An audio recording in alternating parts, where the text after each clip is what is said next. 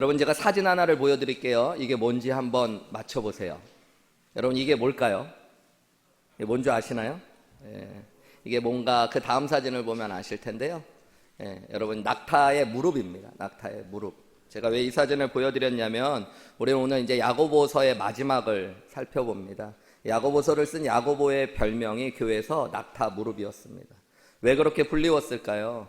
그는 하나님 앞에 기도하는 사람이었습니다. 하나님 앞에 날마다 무릎 꿇고 있었던 사람이고, 교회의 전승에 의하면 그가 너무 많은 시간을 기도해서 그의 무릎이 낙타의 무릎처럼 변형되었다고까지도 합니다. 야고보서의 말씀을 이제 마무리하면서 우리는 야고보서의 말씀이 무엇인가를 조금씩 더 알게 되었습니다. 고난의 시대를 살고 있었던, 핍박받고 있었던 그리스도인들을 향해서 성숙한 믿음이 무엇인지, 온전한 믿음으로 어떻게 그 시대를 살아내야 되는지에 대해서 여러 가지 교훈을 야고보는 던져 주었죠. 그리고 이제 그 마지막 결론에서 야고보는 기도에 대한 이야기를 하고 있어요. 그가 한평생 기도의 사람이었기 때문에 육신의 형이었던 예수 그리스도를 주님으로 믿고 나서 그 예수 그리스도를 자신의 형이 아니라 하나님으로 섬기며 기도하는 사람이었기 때문에 이제 야고보서를 마치면서 여러 문제를 만나고 고난의 시대를 살아가고 있고 앞으로 살아가게 될 그리스도인들을 향해서도 기도가 얼마나 중요한지를 오늘 본문을 통해 알려주게 됩니다. 여러분, 기도는 온전하고 성숙한 믿음으로 성장하기 위해서 반드시 필요한 것들입니다. 그리고 기도하는 사람이 온전하고 성숙한 믿음의 사람입니다. 여러분, 우리가 기도할 때 믿음이 자라게 되고요, 믿음이 자라면 또 기도하게 되어져 있습니다. 기도를 안 하는 이유 여러 가지를 댈 수 있죠. 바쁘다, 정신이 없다, 여유가 없다. 근데 사실 여러분, 믿음 생활을 하는 사람이 기도하지 않는 이유는 한 가지입니다. 믿음이 없기 때문입니다. 여러분, 정말로 내가 바쁘고 문제가 많다면, 믿음이 있다면 더욱 기도하게 되어져 있습니다. 하나님이 살아계시고 나의 삶의 문제를 해결하실 분이며 최선으로 나를 인도하실 것을 믿는다면 기도할 수밖에 없는 것이죠. 여러분, 제가 한번 질문할게요. 여러분, 얼마나 기도하고 계세요? 얼마나 기도하고 계세요? 한 주를 돌아보며 얼마나 기도하셨어요? TV 보고 말 수다하고 대화하고 맛있는 거 드시고 그런 거 다 하셨죠. 근데 기도는 얼마나 하셨습니까? 성경에 여러분, 기도하라는 명령만 250번 이상이 나온다고 합니다. 우리가 잘 알지만 예수님, 하나님이신 예수님, 하나님의 아들이신 예수님도 이 땅에 오셔서 습관을 따라 기도하셨어요. 기도가 습관이셨어요. 힘들고 피곤한 날도 새벽 미명에 나가 기도하셨습니다. 십자가에 못 박히시기 전 가장 위급한 순간에도 핏방울이 땀방울처럼 되도록 기도하셨습니다. 십자가에 매달리셔서도 기도하셨습니다. 여러분, 하물며 우리는 성경의 수많은 믿음의 사람들이 기도하는 사람들이었습니다. 오늘 본문의 말씀을 우리 조금 더 자세히 살펴보면서 여러분, 내 믿음 안에서 내가 어떻게 기도해야 되는지, 그리고 내가 하나님이 원하시는 모습으로 더 온전하고 성숙한 믿음 가운데 어떻게 기도해야 되는지, 기도에 대한 말씀을 한번 좀 자세히 살펴보기 원하고요, 이 말씀이 그저 기도에 대해서 아는 것이 아니라 우리를 더 담대히 은혜의 자리, 기도의 자리로 나아가게 하는 축복이 여러분 삶 가운데 임하시기를 주님의 이름으로 축원합니다. 우선 첫 번째로 야고보는 고난의 시대를 살고 있었던 그리스도인들을 향해서 기도에 대한 첫 번째 교훈으로 문제와 고난을 만났을 때 기도하라라는 단순한 명령을 합니다. 조금 더 자세히 살펴보면 기도를 통해 믿음의 사람은 고난을 찬송으로 바꾸시는 하나님의 은혜를 경험하라라고 이야기하고 있어요. 우리 13절 말씀 한 목소리로 읽어볼까요? 시작. 너희 중에 고난당하는 자가 있느냐? 즐거워하는 자가 있느냐? 그는 찬송할지니라. 너무 분명한 이야기예요. 너희 중에, 이 너희 중에는 야고보서를 읽고 받아서 읽게 될 믿음의 형제자매들을 이야기하죠. 그 믿음의 사람들 중에 고난당하는 자가 있느냐? 그는 기도하라라고 이야기합니다. 14절에도 보면 좀 이따 나누겠지만 병든 자가 있느냐? 그도 교회의 장로들을 청하고 교회의 장로들은 그를 위하여 기도하라고요. 여러분, 믿음의 사람도 병들 수 있어요. 믿음의 사람에게도 고난이 찾아올 수 있습니다. 그런데 야고보는 그 상황 가운데 필요한 것이 기도라고 이야기하고 있어요. 여러분, 우리 너무너무 잘 알고 있죠. 고난과 문제, 질병은 믿음이 있던 없던 모든 사람에게 찾아오는 일들입니다. 인간이 죄를 범하고 이 땅이 타락한 뒤에 고난과 질병은 모든 사람에게 임하게 되었습니다. 인생에서 피할 수 없는 것이 바로 고난과 질병이라는 거예요. 문제 없는 인생이 없고 질병을 겪지 않을 인생이 없습니다. 문제는 여러분, 믿음이 있고 없고의 차이가 어디에서 올까요? 질병과 고난이 없는 것이 아니라 질병과 고난이 왔을 때 반응과 결과가 달라져요. 여러분, 어떻게 반응하는 것이 믿음의 사람의 반응일까요? 그것을 알기 위해서 믿음 없는 사람들이 문제가 생기면 어떻게 반응하는지 생각해 보면 됩니다. 여러분, 믿음이 없는 사람들은 문제와 질병과 어려움이 찾아오면 고민하기 시작해요. 생각이 많아집니다. 잠도 못 자요. 근심해요. 여러분, 다른 사람을 찾아가고 이것저것 방법을 찾아 여러 가지 것들을 시도합니다. 자신의 힘으로 해보려고 몸부림치는 거죠. 그러다가 안 되면 어떻게 해요? 낙심하고 절망하고 원망하고 불평하는 것, 그것이 믿음 없는 사람들의 모습이에요. 여러분, 그러나 믿음이 있는 사람은 전혀 다른 모습 안에 서게 됩니다. 믿음이 있는 사람은 고난과 질병이 찾아왔을 때 자신의 믿음대로 하나님이 살아계심을 믿기에, 그 하나님이 나의 작은 신음에도 응답하실 것들을 알기에 뭐 할까요? 무릎 꿇고 기도해요. 여러분, 그것이 차이예요. 교회 나오는 사람 얘기하는 거 아니에요. 여러분이 교회를 나오고 성경 공부 아무리 열심히 했어도 문제와 질병 가운데 세상 사람과 똑같이 반응한다면 여러분은 믿음이 없는 사람과 똑같은 거예요. 믿음이 무엇입니까? 하나님이 살아계심을 믿고 하나님이 자기를 찾는 자들에게 좋은 것들을 주실 것들을 믿는 겁니다. 인간의 문제가 뭐예요? 죄인의 죄성의 본성이 뭐냐면 내가 하나님이 아닌데 하나님 되려고 하고 하나님 되려고 하는 것이 문제입니다. 내가 책임질 수 없는 것을 책임지려 하는 게 문제예요, 여러분. 내가 할 수 없는 것을 해보려고 하는 게 인간의 어리석음입니다. 능력은 없는데 이런 마음이 다 죄성 가운데 온 것이에요. 여러분, 그래서 믿음이 있는 사람만이 기도할 수 있고 기도하지 않는 사람은 사실은 믿음이 없기 때문에 기도하지 않는, 내 힘으로 다 해보려고 하는 거죠. 몸부림치는 거죠. 그런 의미로 보면 기도는 믿음의 사람만이 할 수 있는데, 이 기도는 내 힘으로 할 수 없다는 것들을 고백하고 하나님이 모든 것을 하실 수 있다는 것들을 고백하는 겁니다. 그렇게 할 때 우리는 무릎을 꿇어요. 주님께 내 문제를 맡기는 거죠. 수고하고 무거운 짐진 자들아 다 내게로 오라, 내가 너희를 쉬게 하리라 말씀하신 주님 앞에 우리의 질병, 고난, 문제들을 내어놓는 겁니다. 자녀를 위한 기도는 어떤 게 자녀를 위한 기도예요? 믿음으로 기도한다는 것. 내가 원하는 대로 내 자녀 하나님 제일 좋은 대학 가게 해주시고 이렇게 기도하는 게 아니라, 하나님 내 자녀는 내 힘으로 내 뜻으로 어디가 제일 좋은지 모릅니다. 그러니까 주님께서 맡아주셔야 됩니다. 주님께 자녀를 맡기는 게 여러분 믿음의 기도예요. 여러분, 그 기도가 진짜로 나올 때까지 여러분은 자녀를 위한 기도를 온전히 못해요. 어느 순간에 하나님께 내 자녀를 맡깁니다. 여러분, 그것이 기도가 되는 거예요. 내 인생을, 내 직장을, 교회를 하나님 앞에 온전히 맡길 수 있는 믿음의 기도, 그것이 믿음 있는 사람이죠. 제가 예전에 H캠프 때도 설교하면서 그런 말씀 드렸던 것 같은데, 여러분, 기도할 때 우리는 눈을 감잖아요. 그것은 어떻게 보면 이런 고백이에요. 하나님, 저는 한 치 앞도 모르는 인생입니다. 여러분, 그렇죠. 우리 한 치 앞도 모르죠. 여러분, 우리가 두 손을 모으죠. 그리고 무릎을 꿇죠. 하나님, 내 손, 내 발, 내 힘으로는 아무것도 할 수 없다라는 고백을 하는 겁니다. 그런데 여러분, 기도가 놀라운 건 우리가 그렇게 믿음으로 기도할 때 눈을 감으면 주님이 보여주시는 것들을 보게 됩니다. 여러분, 우리가 무릎을 꿇고 두 손을 모으면 주님이 일어서시고 손을 펴시고 일하시는 놀라운 능력을 경험하는 게 기도의 비밀 가운데 있습니다. 하나님은 약속하셨어요. 시편 50편 15절 말씀 우리 한 목소리로 읽어볼까요? 시편 50편 15절입니다. 시작. 환난 날에 나를 부르라. 내가 너를 건지리니 네가 나를 영화롭게 하리로다. 아멘. 여러분, 믿으십니까? 하나님이 약속하셨어요. 환난 날에 누구를 좀 부르래요? 하나님 좀 부르래요. 여러분, 기도하라는 얘기예요. 그러면 하나님이 뭐 하신대요? 건져주시겠대요.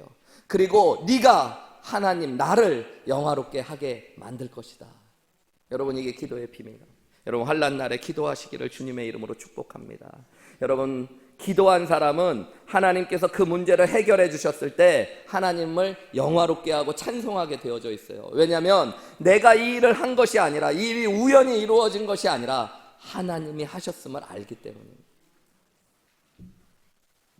그래서 오늘 13절 말씀은 이렇게 이야기하는 거죠. 너희 중에 고난당하는 자가 있느냐? 그는 기도할 것이요 해서 멈추는 게 아니라 즐거워하는 자는 찬송하라고 이야기합니다. 여러분, 이 기도와 찬송은 연결되어 있는 거예요. 찬송은 곡조 있는 기도일 뿐만 아니라 믿음 있는 사람만이 고난 가운데 기도할 수 있고요, 믿음 있는 사람만이 즐거운 순간 이 일을 기도 가운데 응답하셔서 역사하신 하나님의 역사로 바라보며 찬송할 수 있는 겁니다. 기도하지 않는 사람은 찬송도 쏟아지지 않는 거예요. 여러분, 그냥 습관적으로 형식적으로 교회 와서 기도하는 얘기하는 거 아닙니다. 곡조 있는 노래로 찬송 즐거워하는 거 얘기하는 거 아닙니다. 진짜 우리의 마음에서 찬송이 우러나올 수 있는 것은 하나님 앞에 믿음으로 기도한 사람만이 할 수 있는 거예요. 하나님께 내가 기도하고 하나님을 기다렸더니 그가 나를 기가 막힌 웅덩이와 수렁에서 건지셨습니다. 이게 찬송이에요, 찬송. 사랑하는 형제 자매 여러분, 믿음으로 기도하시고 고난 가운데 하나님께서 우리에게 은혜를 주실 때마다 진정 아름다운 찬송이 여러분의 입술에서 마음에서 쏟아져 나오는 귀한 은혜를 누리시기를 주님의 이름으로 축원합니다. 고난 가운데 기도하시기 바랍니다. 기도를 통해 고난을 찬송으로 바꾸시는 하나님의 은혜를 경험하시는 저와 여러분들이 되시기를 주님의 이름으로 축원합니다. 오늘 교회에 나오면서 마음속에 혹시 깊은 번민을 가진 채 이 문제를 어떻게 해결하면 좋을지 고민하면서 나오신 분이 계십니까? 병든 몸을 이끌고 혹은 병든 가족들 때문에 깊은 시름에 잠겨 계신 성도님이 계십니까? 여러분, 기도하십시오. 주님 앞으로 그 문제를 가지고 가십시오. 수고하고 무거운 짐진 자들아, 다 내가 너희를 쉬게 하리라는 주님의 약속의 말씀이 여러분의 삶에 이루어지고 여러분의 고통 가운데 드린 기도를, 그 신음을 찬송으로 바꾸시는 하나님의 은혜를 누리게 하실 줄 여러분 믿습니다. 두 번째로 오늘 야고보는 성숙한 믿음의 사람, 온전한 믿음의 사람이 기도에 대하여 알아야 될 두 번째 기도로, 기도는 함께 기도하는 것, 공동체의 사랑을 기도 가운데 경험하라고 이야기해주고 있어요. 우리 14절부터 16절까지의 말씀 제가 한번 읽을게요. 너희 중에 병든 자가 있느냐? 그는 교회의 장로들을 청할 것이요, 그들은 주의 이름으로 기름을 바르며 그를 위하여 기도할지니라. 믿음의 기도는 병든 자를 구원하리니 주께서 그를 일으키시리라. 혹시 죄를 범하였을지라도 사하심을 받으리라. 그러므로 너희 죄를 서로 고백하며 병이 낫기를 서로 기도하라. 그래요. 여러분, 오늘 본문의 말씀은 많은 그리스도인들이 설교를 통해 들어보고 또 잘 알기도 하는 말씀입니다. 그런데 이 말씀만큼 많은 오해가 있는 말씀도 없습니다. 이 말씀을 읽으면서 어떤 분들은 아프면 무조건 목사님을 제일 먼저 초청해서 기도받아야 된다라고 생각하는 분들이 있습니다. 일반 성도님보다 목사님의 기도에는 하나님께서 더 큰 응답을 주실 거라고. 실제로 오늘 14절 말씀에 보면 병든 자가 있느냐? 그는 교회의 장로들을 청하고, 교회의 장로들은 주의 이름으로 기름을 바르면 그 병든 자를 위하여 기도하라고 했기 때문입니다. 여러분, 저는 이런 말씀을 들으면 조금 고민이 될 때가 많습니다. 저는 여러분이 어떻게 보실지 모르겠지만 별로 특별한 신유의 은사가 없습니다. 제가 기도해가지고 병이 나은 분도 계시지만 안 나은 분들도 참 많습니다. 때로는 저도 머리가 아프고 소화가 안 돼서 괴로워할 때도 많고, 또 감기 몸살에 걸려 신음할 때도 많습니다.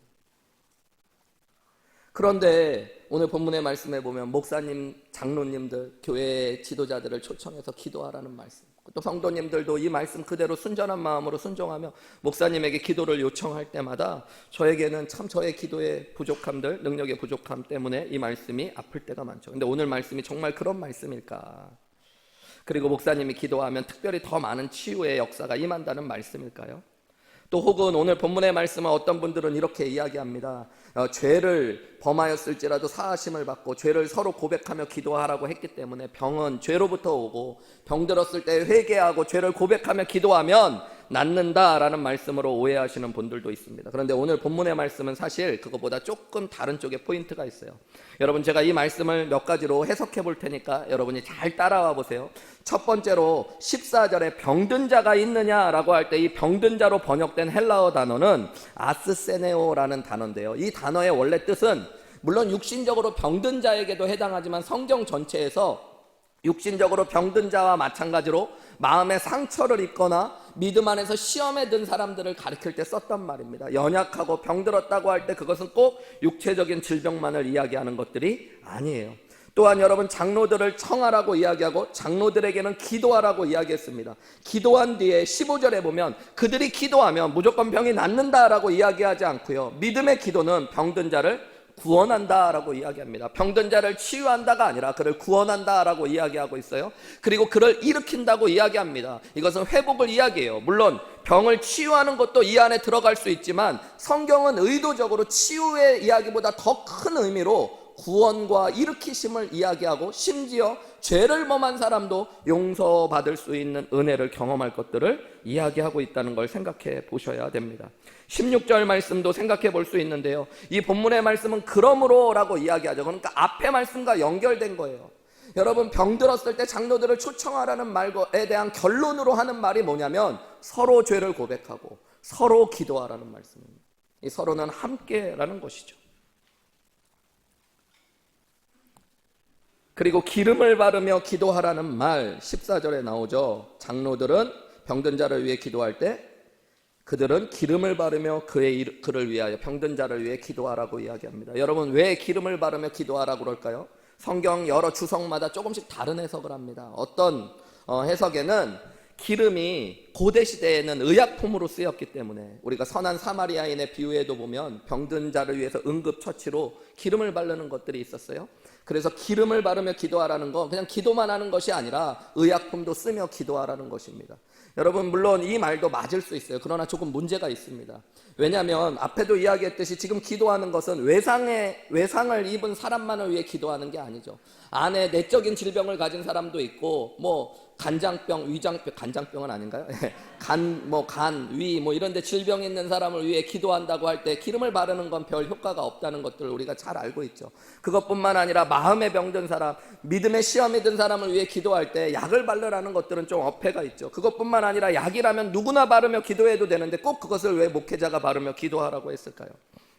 그래서 성경 안에서 기름이 다른 의미로 쓰일 때가 있다는 것들을 좀 생각해 보실 필요가 있습니다. 그래서 다른 어떤 성경학자들은 이 기름을 성경에 있는 상징적인 의미로, 기름은 하나님의 축복을 상징하는 거였어요.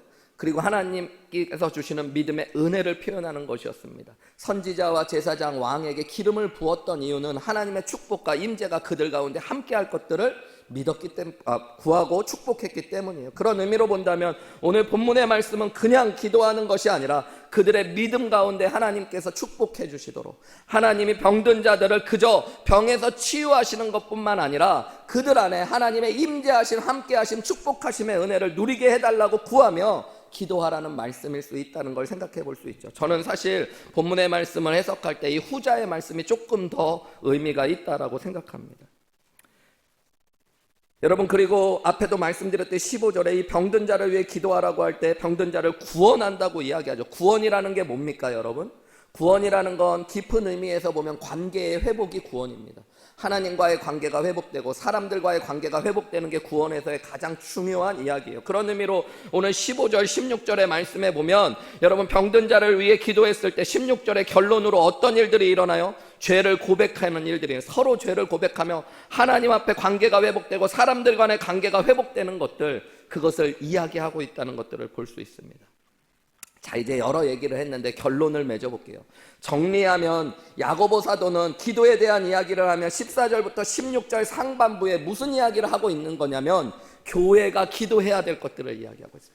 고난 가운데 있는 개인만이 기도하는 것이 아니라 여러분, 고난 가운데 있고 병든 자를 위해 교회의 장로가 기도해야 되고 온 교회가 서로 기도하라고 이야기하고 있는 것입니다. 기도할 때, 병을 낫기를 위해 기도할 때 하나님께서 그저 육신의 치유만이 아니라 그의 영혼을 더 큰 믿음으로, 그리고 관계를 회복하시며 하나님의 은혜 가운데 세워주시는 축복을 누릴 수 있다라고 말씀해 주시는 거예요. 여러분, 교회는 함께 기도하는 곳입니다. 예수님께서 우리 마태복음의 말씀 금요일마다 기도회 때 살펴보고 있는데 예루살렘 성전에 들어가셔서 성전을 정화하시면서 뭐라고 말씀하셨어요? 내 집은 만민이 기도하는 집이다. 여러분, 교회는 기도와 연결되어 있어요. 하나님께서 우리를 홀로 신앙생활하지 않게 하시고 공동체로 모으신 여러 이유가 있지만 그 중에 하나가 서로를 돌아보며 기도하라는 것입니다. 교회에 대한 중요한 비유, 메타포를 바울이 이야기할 때 그리스도의 몸이라는 비유를 많이 씁니다. 그리고 교회의 머리는 그리스도다. 물론 여기에는 이런 뜻들이 있어요. 교회의 주인이 예수 그리스도고 교회는 예수 그리스도의 명령에 순종하며 따라가는 것, 주님의 뜻을 찾는 곳이라는 것도 교회의 몸된 교회의 머리가 그리스도라는 뜻 안에 있죠. 그리고 교회가 그리스도의 몸이라는 건 이 땅 가운데 세상 사람들에게 그리스도를 보여줘야 될 것이 교회라는 것들을 상징하고 있고요. 예수님이 이 땅에서 하셨던 일들을 교회가 해야 된다는 것도 이야기해 줍니다. 그런데 성경에 바울이 교회를 그리스도의 몸이라고 할 때마다 잊지 않고 썼던 중요한 표현이 하나 더 있어요. 그게 뭐냐면 몸 안에는 여러 지체가 있지만 그것이 한 생명, 한 몸으로 연결되어 있다라는 이야기입니다.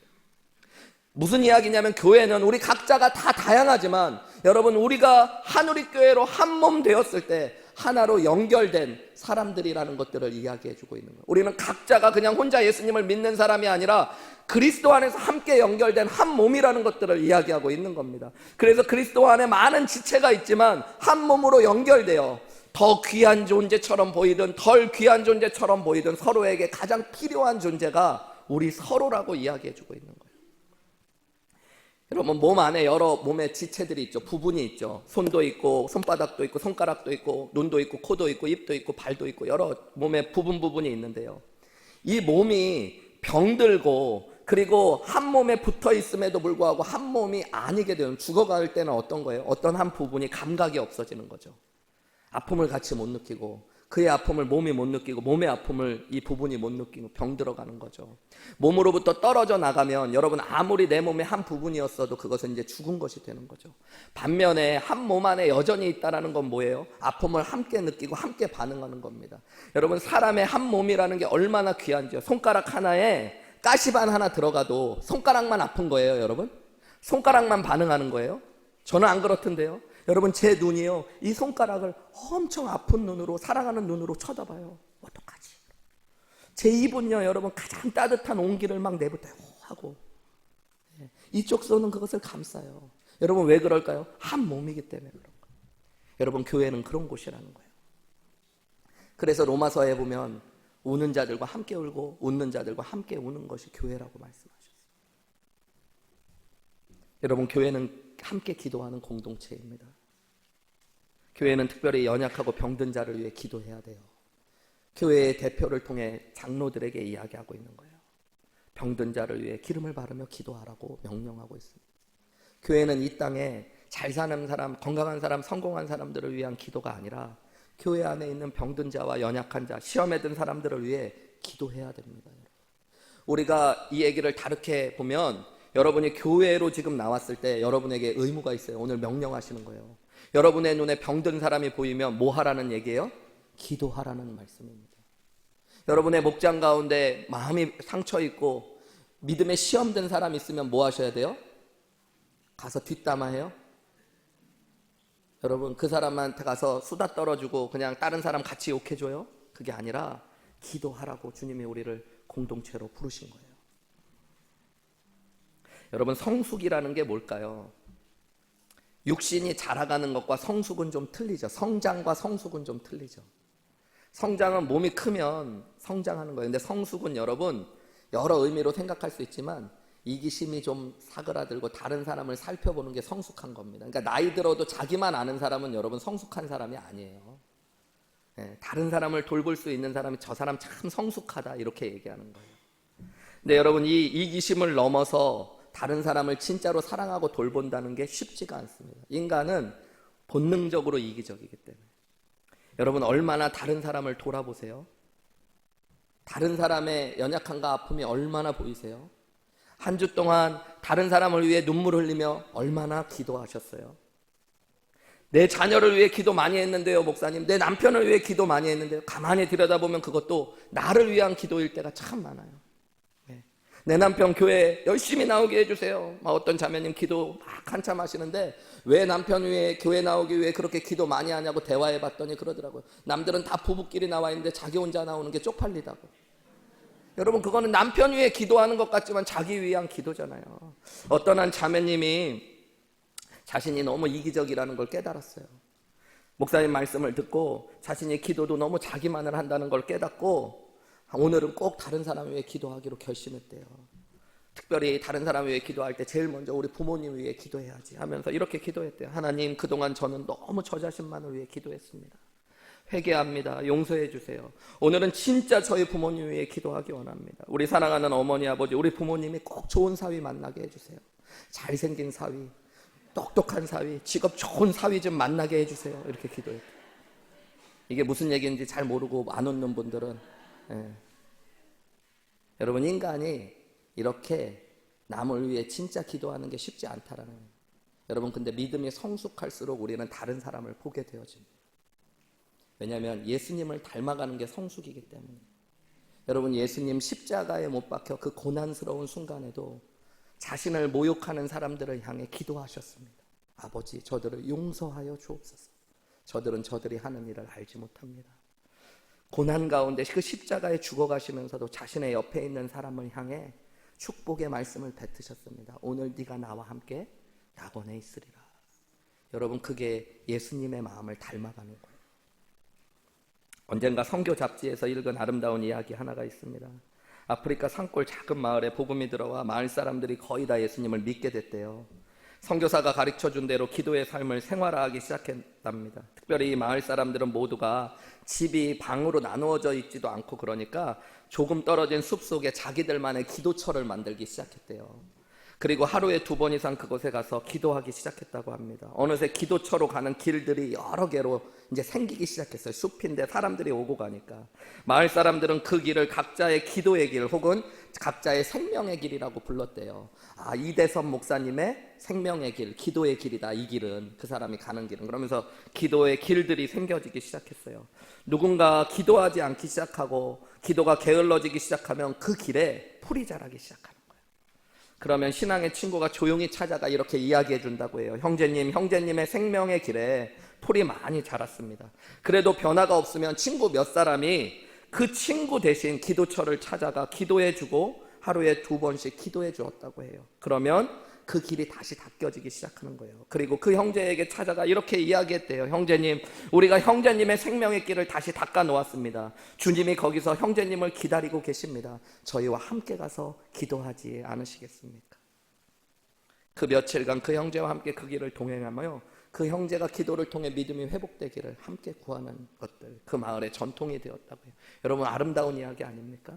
여러분, 저는 우리 하늘의교회가 그런 공동체였으면 좋겠습니다. 만날 때마다 목사님, 형제님, 자매님, 저를 위해 이렇게 기도해 주십시오. 형제님, 자매님을 위해 제가 이렇게 기도하겠습니다. 우리 지금같이 기도하죠. 그리고 와글와글 기도하는 소리가 끊이지 않는 교회. 여러분, 저는 그런 교회가 우리 하늘의교회였으면 좋겠습니다. 마태복음 18장에 보면 교회에 대한 중요한 약속과 하나님의 축복의 말씀을 예수님께서 직접 말씀하셔요. 마태복음 16장에 예수님께서 가이사랴 빌립보에서 베드로에게 교회에 대한 말씀, 내가 이 교회를 너의 믿음의 고백 위에 세우겠다 말씀하시고요. 그 교회의 권세를 뭐라고 말씀하시냐면 무엇이든지 네가 땅에서 매면 하늘에서도 매고 땅에서 풀면 하늘에서도 풀리리라 말씀하셨습니다. 그리고 18장에 보면 이 말이 그냥 베드로에게 주신 말씀이 아니라 교회에게 주신 말씀이라는 것 확인하면서 네가 아니라 너희에게라는 복수로 말씀하셔요. 18장 18절이에요. 여러분 같이 읽어볼까요? 시작. 진실로 너희에게 이르노니 무엇이든지 너희가 땅에서 매면 하늘에서도 매일 것이요 무엇이든지 땅에서 풀면 하늘에서도 풀리리라. 이 말씀이 베드로에게 하신 말씀이 아니라 교회에게 주신 말씀이라는 것. 내가 이 교회를 세우겠다 말씀하시고 16장에는 네가 땅에서 매면이라고 그랬는데 18장에는 너희가 라고 복수로 말씀하시면서 이게 교회의 비밀이라고 말해요. 여러분, 교회가 땅에서 매면 하늘에서도 매이고 무엇이든지 땅에서 풀면 하늘에서도 풀리는 권세가 있대요. 그런데 이 권세가 도대체 무엇입니까? 19절에 예수님께서 이렇게 말씀하셔요. 같이 읽을까요? 시작. 진실로 다시 너희에게 이르노니 너희 중에 2사람이 땅에서 합심하여 무엇이든지 구하면 하늘에 계신 내 아버지께서 그들을 위하여 이루게 하시리라. 하나님, 예수님이 다시 이 말씀, 앞에 했던 말씀을 확인시켜 주시고 설명해 주신다는 거예요. 그 말씀이 뭐예요? 너희 중에 두 사람이, 혼자가 아니라 교회를 통해서 이 땅에서 합심하여 하나님 앞에 기도하면, 무엇이든지 구하면 아버지께서 어떻게 하신대요? 그들을 위하여 이루게 하시리래요. 20절 말씀 같이 읽을까요? 시작. 두세 사람이 내 이름으로 모인 곳에는 나도 그들 중에 있느니라. 아멘. 여러분 믿으십니까? 예수님의 이름으로 모인 사람들이 모인 곳이 교회죠. 그들이 예수님의 이름으로 모여서 예수님의 이름으로 기도할 때, 오늘 예수님의 약속대로 이 땅에서 무엇이든지 풀면 하늘에서도 풀리고, 땅에서 매면 하늘에서도 매이게 하시겠다고 주님이 약속하셨어요. 교회를 향한 특별한 기도의 응답이 있습니다. 여러분, 내가 혼자 기도해도 하나님 내 기도를 들으시고 응답하시지만, 여러분 너희 두세 사람이 함께 모인 곳에 나도 함께 할 것이고, 너희가 합심하여 기도하면 내가 그들을 위하여 이루겠다고 약속하신 하나님의 약속, 여러분 믿으시기 바랍니다. 여러분, 그래서 함께 기도할 때 하나님께서 놀라운 역사를 이루어 가실 수 있어요. 하나님께서 그래서 여러분 믿음의 사람들에게 기도의 축복으로 주신 것이 공동체고 교회입니다. 목장이에요. 여러분, 교회에서 쓸데없는 얘기 너무 목장에서 많이 하지 마시고 기도하세요. 기도. 목자님들 뭐 할 얘기 없으시면 기도하자고 그래요. 그리고 좀 간절히 기도하세요. 얘기만 하다가 집에 가시지 마시고 기도하세요. 기도. 얘기해서 시험 드는 사람은 있어도 기도해서 시험 드는 사람은 없어요. 여러분, 내가 얘기를 좀 안 해서 그렇지, 목장에서 여러분 여러 목자님들 때문에 시험 받았다, 힘들다, 저한테 무진장 얘기 옵니다. 여러분, 제가 그냥 다 참고 견디고 그냥 이렇게 가지. 물론 다 수고하고 애쓰시는 거 알아요. 근데 여러분 기도하셔야 돼요. 목자 교육할 때 제가 많이 하루에 한 번 이상은 목원들 이름 부르며 기도하라고. 여러분 기도하셔야 됩니다. 여러분 금요 기도회, 새벽 기도회 교회가 함께 기도하자는 자리에 나오셔야 돼요. 여러분, 하나님이 우리를 교회로 부르셨을 때 서로 함께 한 마음으로 기도하라고 말씀하신 거예요. 나에게 주신 자리가 있어요. 여러분, 내가 누군가를 위해 기도하고 누군가 나를 위해 기도하는 귀한 축복이 믿음의 사람들에게 있는 기도의 비밀이라는 걸 아셔야 됩니다. 완전한 가정이 없듯 완전한 공동체도 없죠. 교회도 없죠. 여러분, 그러나 가정을 필요로 하지 않는 사람이 없듯이 교회가 필요 없는 사람도 없습니다. 우리 모두가 불완전하지만 뿌리를 내리고 서로 의지하며 아름다운 믿음의 공동체를 세워가는 것이 예수 그리스도의 뜻이에요. 여러분, 요즘 많이 힘들고 어렵습니다. 저를 위해 기도해 주십시오. 여러분 마음을 여세요. 그리고 형제님을 위해 기도하겠습니다, 자매님을 위해 기도하겠습니다라고 고백할 뿐만 아니라 내 사랑하는 형제 자매를 위해 눈물로 기도하실 수 있는 귀한 성숙한 믿음이 저와 여러분 가운데 있으시기를 주님의 이름으로 축원합니다. 마지막으로 여러분, 오늘 야고보 사도는 온전한 믿음, 성숙한 믿음의 사람에게 기도에 대한 마지막 교훈을 던지며, 기도는 하나님의 크신 능력을 경험하는 통로라고 이야기해주고 있어요. 기도를 통해 하나님의 능력을 경험하라는 것입니다. 우리 16절 하반부의 말씀을 보실까요? 의인의 간구는 뭐래요? 역사하는 힘이 크다라고 합니다. 여러분, 의인의 간구는 역사한다가 아니라 역사하는 힘이 있다라고가 아니라 힘이 크다. 얼마나 기도의 응답이, 기도가 능력 있다고 이야기하는지. 의인의 간구는 역사하는 힘이 크대요. 그러면서 17절부터 20절까지 이런 이야기를 합니다. 엘리야는 우리와 성정이 같은 사람이로되 그가 비가 오지 않기를 간절히 기도한 적 3년 6개월 동안 땅에 비가 오지 아니하고 다시 기도하니 하늘이 비를 주고 땅에 열매를 맺었느니라. 여러분, 열왕기서에 보면은 엘리야가 기도했죠. 기도할 때 3년 6개월간 비가 오지 않았습니다. 그리고 다시 기도하니 그 3년 6개월간 닫혀 있었던 하늘이 열리고 비가 내리는 역사를 경험했어요. 기도했죠. 엘리야의 기도가 대단하다는 얘기가 아니라 17절 상반부에 보면 엘리야는 우리와 성정이 같은 사람이라는 걸 강조해요. 무슨 얘기하는 거예요? 우리도 기도하면 하나님께서 하늘문을 열고 역사하시기도 하고 하늘문을 닫게도 하실 수 있다라고 이야기하시는 겁니다. 19절과 20절에 보면 내 형제들아 너희 중에 미혹되어 진리를 떠난 자를 누가 돌아서게 하면 너희가 알 것은 죄인을 미혹된 길에서 돌아서게 하는 자가 그의 영혼을 사망에서 구원할 것이며 허다한 죄도 덮을 수 있다. 여러분, 이 말은 좀 특이합니다. 어떤 사람을 미혹된 길에서 돌이키게 했을 때 그 사람의 영혼을 자신이 구원한 것이며 허다한 죄도 덮게 한대요. 어떻게 사람이 사람을 구원하고 그의 죄를 덮어줄 수 있습니까? 여러분, 우리가 기도할 때, 시험에 들고 믿음을 떠난 사람을 기도할 때 그 사람이 주님께로 돌아오는 역사가 이와 같은 기적의 역사라는 거예요. 내가 구원자로 설 수 있을 만큼, 죽은 자를 살리는 것과 같은 하나님의 역사가 나의 역사가 되어지는 은혜를 경험한대요. 여러분, 기도하면 내 기도를 통해 하나님이 역사하시죠. 그리고 그 하나님의 역사가 나의 기도의 역사가 되는 놀라운 비밀을 경험하게 하시는 거예요. 예수님께서는 하늘로 떠나가시기 전에 이야기하셨어요. 너희가 나보다 더 큰 일도 행할 것이라고 말씀하셨어요. 그러면서 어떻게 행할 것이라고 말씀하셨냐면 너희가 내 안에 거하고 내 말이 너희 안에 거하면 무엇이든지 구하면 내가 이룰 것들. 기도를 통해 교회는, 그리스도인들은 하나님의 더 큰 역사를 이룰 것이라고 말씀하신 겁니다. 한마디로 오늘 본문의 마지막에 야고보는 이렇게 이야기해요. 의인의 기도는 역사하는 힘이 크다는 거예요. 하늘의 문을 열고 닫을 수도 있고 죽어가는 영혼을 다시 살리기도 하는 놀라운 역사를 이룰 수 있는 것, 그게 기도의 비밀이라고 해요. 죽은 자를 살리고 여러분 시험에 든 사람을 다시 믿음으로 회복하게 하는 역사도 기도의 역사 가운데 있다라는 겁니다. 그럼 이런 생각해 볼 수 있죠. 도대체 의인의 간구라고 그랬는데 의인의 간구는 누가 하는 기도입니까? 나는 의인이 아닌데, 죄인인데. 여러분, 성경에는 물론 의인은 없나니 하나도 없다라고 이야기합니다. 모든 사람이 죄를 범하였고 하나님의 영광에 이를 수 없다라고 이야기합니다. 인간은 본질적으로 죄성을 가진 죄인이죠. 그런데 여러분, 그런 인간이, 죄인이 자신의 죄인됨을 고백하며 예수 그리스도의 십자가의 복음을 받아들이고 예수님을 나의 구원자여 주님으로 영접하면 하나님은 그를 누구라고 불러주세요? 의인이라 불러주십니다. 거룩한 사람, 성도라 불러. 이게 칭의의 은혜입니다. 여러분, 내가 죄인이지만 예수님을 믿었을 때 하나님이 우리를 의인이라 불러주시고 바라보신다는 것, 여러분 이것을 믿으셔야 돼요. 그래서 이 땅에 의인은 없지만 하나님의 눈에 예수님 믿는 사람들이 의인인 거예요. 오늘 본문의 말씀은 그런 의미로 보면 의인의 간구는 역사하는 힘이 크다는 것, 예수님을 믿는 자들, 예수님을 나의 구원자여 주님으로 믿고 내 안에 성령 하나님이 거하시며 하나님께서 의인이라 불러주시는 사람들의 기도는 역사하는 힘이 큰 줄 믿으시기 바랍니다. 왜냐하면 우리의 기도에 함께 하시는 살아계신 성령님이 계시며 우리의 기도를 들으시는 하나님이신 예수 그리스도가 계시고 우리의 기도에 역사하시는 성부 하나님이 전능하신 하나님이시기 때문인 줄 믿습니다. 여러분, 기도는 나 때문에 능력 있는 게 아니에요. 기도는 나 혼자 하는 넋두리가 아니에요. 하나님 앞에 우리가 진짜 믿음으로 기도하면 내 기도를 들으시는 하나님이 능력의 하나님이신 줄 믿으시기 바랍니다. 기도는 역사하는 힘이 커요.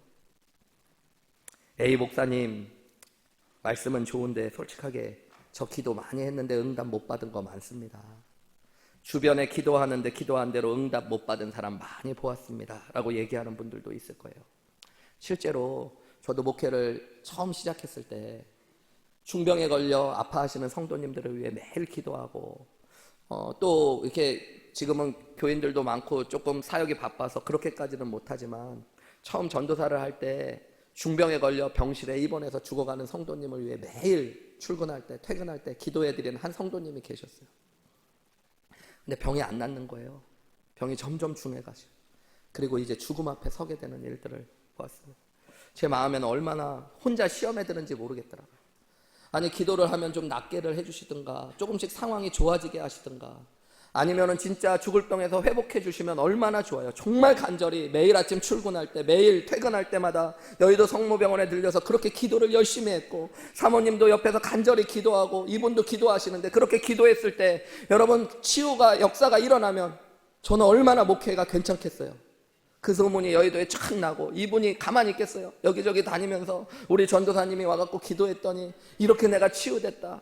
그 얘기를 해야지 저도 목회할 맛이 나겠죠. 근데 그분이 점점 안 좋아지셔도 정말로 갑자기 교회에서 있는데 연락이 왔어요. 여자 집사님에게 목사님, 우리 남편이 이제 곧 세상을 떠난대요. 의사가 이제 마지막 준비하고 몇 분 안 남았다고 그러는데 목사님 좀 와주세요. 전도사님 와주세요. 여의도 교회에서 여의도 성모병원 찾길만 2개 이렇게 건너면 가까운 것인데 가는 동안 마음이 너무너무 힘들더라고요. 하나님, 제가 그렇게 열심히 기도했는데 하나님 기도가 들으시고 역사하신다고 그랬는데 왜 아무 일도 일어나지 않았나요? 제가 그곳에 가서 마지막 돌아가시는 성도님을 보는데 제 마음이 너무너무 무거운 거예요. 여러분, 그 성도님이 저에게 마지막으로 어떤 말씀하셨을까요? 목사님, 그동안 헛수고 하셨습니다. 저 이제 갑니다. 그렇게 기도 열심히 하더니 어떻게 그렇게 능력이 없으십니까? 제가 딴 전도사님이나 목사님 기도해달라고 그럴 걸 그랬습니다. 뭐 이랬을까요? 그분이 저한테 그러는 거예요. 목사님, 너무 감사합니다. 너무 힘들고 어려운 시간 목사님의 기도가 너무 큰 힘이 되었습니다. 제가 목사님 기도 가운데 살아계신 하나님 끝까지 붙잡을 수 있었고 예전보다 더 큰 믿음으로 주님 앞에 갈 수 있게 되었습니다. 옆에 있었던 따님 중에 어떤 분은 믿음이 없었는데 그 아버지의 죽음과 고백을 들으며 예수님을 믿게 되는 역사도 경험했어요. 무엇보다도 제가 그 순간들을 지나며 내 뜻보다 더 크신 하나님의 뜻이 있고 하나님이 나와 함께 하시며 역사하신다는 것들을 배우게 되었습니다. 여러분, 기도는 물론 문제를 해결할 수 있는 능력도 있습니다. 그러나 때로는 문제를 단순히 해결하는 게 아니라 환경을 바꾸어내기도 하시고 무엇보다도 우리 자신을 바꾸어내시는 능력이 있습니다. 여러분, 가만히 생각해보면 문제 하나가 해결되는 것, 그것은 그 문제가 바뀌었지만 내가 바뀌어지지 않으면 곧 아무 변화가 없는 것과 똑같을 수 있어요. 그러나 반대로 생각해보면 문제는 해결되지 않았지만 내가 바뀌면 여러분 온 세상이 변화된 것과 같다는 것들도 기억하실 수 있습니다. 여러분, 기도 가운데 하나님은 강하게 역사하셔요. 그런데 그것은 나의 뜻대로가 아니라 하나님의 선하시고 아름다운 뜻대로 우리 가운데 역사하실 수 있다는 것들을 믿으셔야 됩니다. 여러분, 저는 여전히 목회하며 병든 성도들을 보면 기도할 겁니다. 오늘 하나님이 말씀하시고 명령하셨기 때문에 병이 낫기를 위해 기도할 겁니다. 그러나 내가 기도할 때 하나님께서 그 병을 치유하시지 못한다고 하더라도 여러분, 그것이 기도에 응답이 없는 것이 아니라 하나님께서 하나님의 능력으로 약속하신 대로 의인의 강구는 역사하는 힘이 크다고 하셨기 때문에 병을 치유하실 수도 있고 환경을 바꾸실 수도 있고 나와 그분을 바꾸어내시는 놀라운 은혜를 통해 하나님의 크신 역사를 이루어 가실 것들을 믿습니다. 여러분, 설교를 마치면서 LA에서 목회하셨던 노진준 목사님이라는 분의 간증을 전해드리고 싶습니다. 이분은 태어나서 8개월이 되었을 때 소아마비를 앓으시고 평생 다리를 저는 장애인으로 사셨습니다. 이분에게 자신이 장애인이라는 것이 가장 큰 상처였다고 합니다. 중학교 2학년 때인가 어느 기관에서 장애인들을 대상으로 설문조사를 한 적이 있는데 당신이 장애를 가진 것이 누구의 잘못이라고 생각합니까? 라는 질문이었다고 그래요. 거기에 여러 항목이 있고 그 중에 2개 정도 이상을 선택하도록 되는데 목사님은 그 당시 중학교 2학년 때 하나님과 부모님을 체크했다고 그래요. 내 질병이 하나님 때문에 그리고 부모님 때문이다. 특별히 부모님이 예방접종을 하지 않았기 때문에 자신이 소아마비에 걸렸고 평생을 장애인으로 산다라는 그것 때문에 부모님에 대한 원망이 있었고 하나님이 그런 부모님, 그렇게 나를 살게 하신 것들에 대한 원망이 있었다고 합니다. 감사하게도 고등학교 1학년 때 복음을 듣고 예수님을 믿게 되는 은혜를 누리게 되었고요. 그리고 목사님이 되겠다는 헌신을 했다고 합니다. 그리고 나서 4년 동안 하루도 빠지지 않고 기도한 것이 있다고 그래요. 하나님, 제 다리를 좀 낫게 해주십시오. 하나님, 좀 제 다리를 고쳐주십시오. 제 장애를 고쳐주십시오. 그러면 제가 정말 좋은 목사가 되고 싶습니다. 정말로 하나님 앞에서 성실하게 목회하겠습니다. 복음만을 위해 살겠습니다. 그러니까 주님, 제가 주님의 영광을 나타내기 위하여 목회 좀 제대로 할 수 있기 위하여 이 다리 좀 낫게 해주십시오. 제 장애 좀 치료해 주십시오. 매일같이 간절히 기도했다고 합니다. 4년 동안. 그런데 다리는 치유되지 않았어요. 목사님의 표현대로 보면 4년 동안 매일 자신의 기도를 거절하는 하나님 앞에 서야 됐다고 합니다. 기도가 응답되지 못할 때마다 내 믿음이 부족해서 그렇다고 생각했다고 해요. 아직 정성이 부족해서 그럴 거라고 생각했다고 합니다. 내가 언젠가 믿음이 더해지면, 정성을 더하면 하나님이 고쳐주실 거라고 그렇게 생각해서 자신이 못났기 때문에 고난당하고 있다는 생각까지도 했다고 합니다. 고등학교 3학년 되던 해 온 가족이 미국으로 이민을 가게 됩니다. 그리고 대학교 2학년 때 우연히 거리를 지나다가 한 미국 교회에서 신유 집회를 한다라는 광고를 보게 되고 그 저녁에 그 교회에 들어갔습니다. 한국의 신유 집회를 생각하면 수많은 사람들이 오고 막 뜨겁게 찬양하고 기도해서 병이 안 나도 병이 나은 것처럼 착각하게 하는데 이 미국의 교회를 들어갔더니 할머니만 한 30명 앉아 계시고 목사님들이 5분 계시더래요. 그리고 한 분 한 분을 위해 목사님들이 뜨겁게 간절히 기도해 주시고 이제 집회를 하는 거예요. 목사님을 위해서도 5명의 목사님들이 얼마나 간절하게 기도해 주시는지 땀을 흘리면서 감동이 막 되더래요. 다리가 나았나 하고 쳐다봤더니 여전히 다리는 낫지 않은 거예요. 그리고 나서 목사님이 이제 설교를 하시는데 이런 설교를 하셨대요. 믿음으로 기도하면 모든 병을 하나님께서 치유해 주신다. 그때 마음에 쓴뿌리가 확 튀어오르면서 분노가 치어오르더래요. 설교가 끝나고 목사님을 찾아갔대요. 예배가 끝나고. 목사님, 믿음으로 기도하면 어떤 병이든 다 낫는다는 그 말 들으면서 자기가 화가 납니다. 하나님이 제 병을 고쳐주시지 않은 건 제 믿음이 없기 때문입니까? 어떤 믿음을 도대체 하나님이 원하시는 겁니까? 하나님은 그렇게 잔인하신 분이십니까? 목사님, 진짜 하나님 앞에 믿음으로 기도하면 모든 병이 다 낫습니까? 목사님은 한참을 들으시고 이렇게 이야기하셨대요. 네, 뭐든지 믿음으로 기도하면 하나님께서 치유하시고 낫게 하십니다. 그래서 목사님에게 따지기 위해서 성경에 믿음이 있고 기도했지만 낫지 않은 사람의 이야기가 있지 않습니까? 이렇게 얘기하려고 하는데 목사님이 먼저 고린도후서 11장의 이야기를 하시더래요. 바울이 육체에 가시가 있었죠. 그리고 3번 하나님께 기도했죠. 간절히 낫기를 구했죠. 그 이야기를 목사님이 먼저 하시더래요. 바울에게 육체의 가시가 있었지 않습니까? 네, 가시가 있었습니다. 육체의 가시를 거두어 달라고 3번 기도했다고 나오지요. 네, 기도했다고 합니다. 하나님께서 그 병을 고쳐주셨을까요? 고쳐주셨나요? 목사님은 안 고쳐주셨다고. 그런데 목사님은 고쳐주셨다고 이야기해요. 아니, 안 고쳐주셨다고 성경에 나와 있습니다. 목사님, 성경 좀 제대로 읽으십시오. 그런데 이 목사님이 이렇게 말씀하셨대요. 바울은 그 육체의 가시 때문에 너무 불편하고 너무 힘이 들어서 하나님 나라에 그게 장애가 되는 것 같아서 육체의 가시를 거두어 달라고 3번 기도했습니다.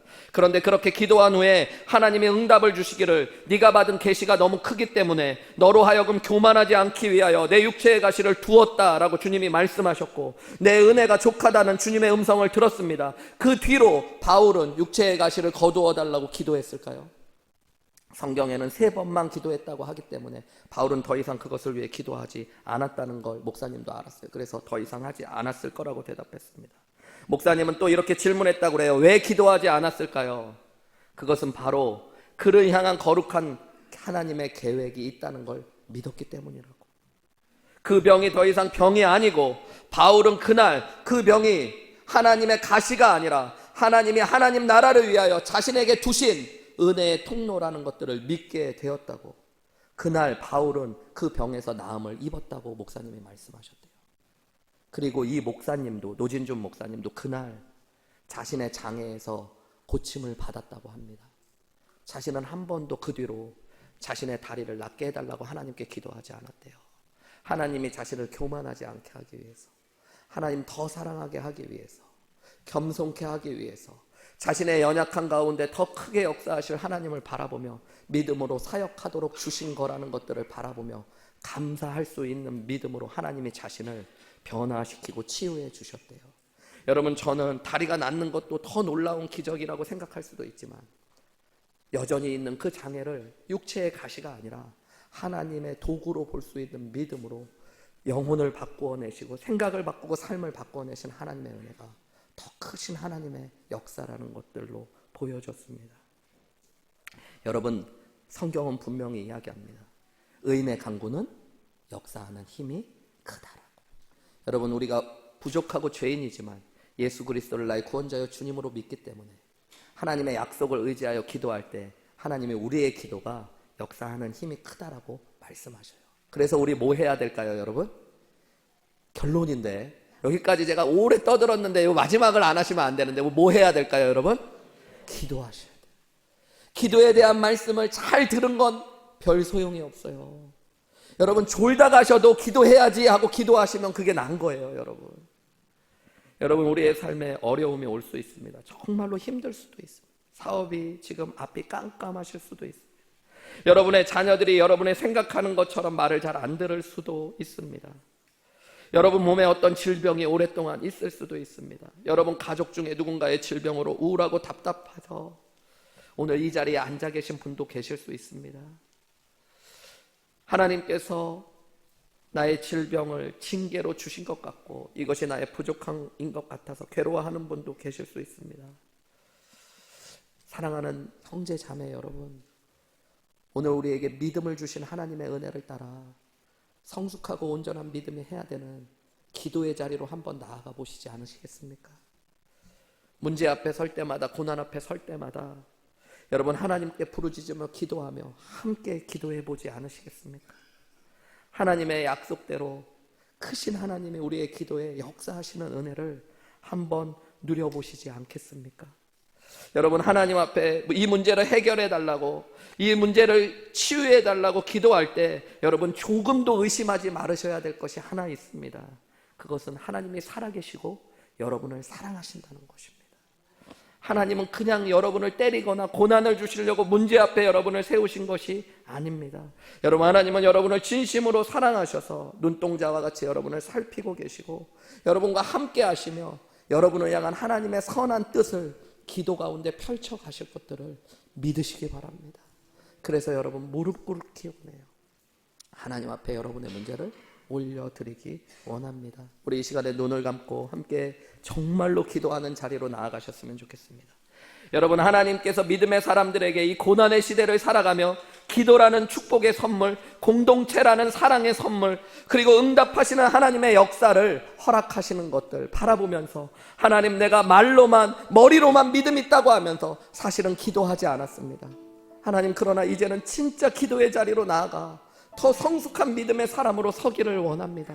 제 삶에 하나님의 크신 역사를 경험케 하여 주옵소서. 우리 이렇게 한 목소리로 기도하며 나아가시겠습니다. 기도하시겠습니다.